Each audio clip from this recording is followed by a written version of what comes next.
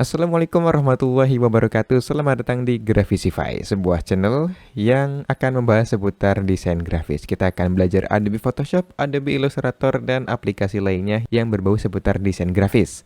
Oke, pada video kali ini kita akan mencoba untuk mengontrol content aware. Yang biasanya ketika kita menggunakan content aware, kita tinggal seleksi, kemudian Shift F5, dan tinggal menunggu hasil.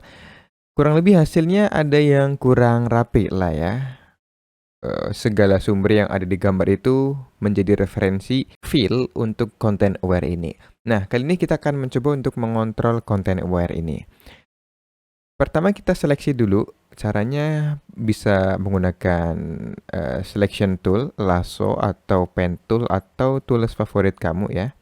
Intinya seleksi aja objek yang ingin di fill atau diisi content aware. Lalu ke edit dan pilih content aware fill. Nah, bisa dilihat teman-teman di sini ada warna hijau dan ada bagian yang nggak ada warna hijaunya. Ini artinya apa? Yang warna hijau itu menjadi sumber untuk fill di content aware.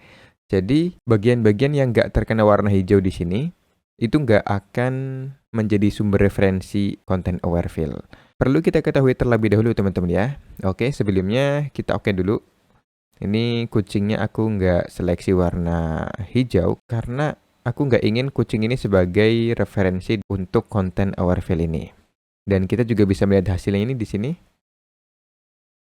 Bisa tambahkan lagi. Oke, seperti ini cukup ya. Lalu klik OK.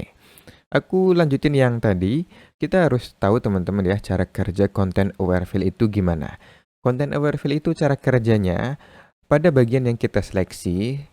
Kemudian ketika kita menerapkan content aware fill, maka content aware fill ini akan mencari kiranya bagian mana yang cocok untuk diterapkan di bagian yang kita seleksi.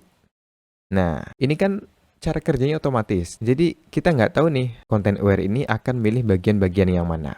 Dengan cara yang tadi, kita bisa memilih bagian mana yang akan menjadi referensi dari content aware. Oke, itu aja tutorial hari ini, pendek aja, semoga bermanfaat dan kita bertemu lagi di konten selanjutnya.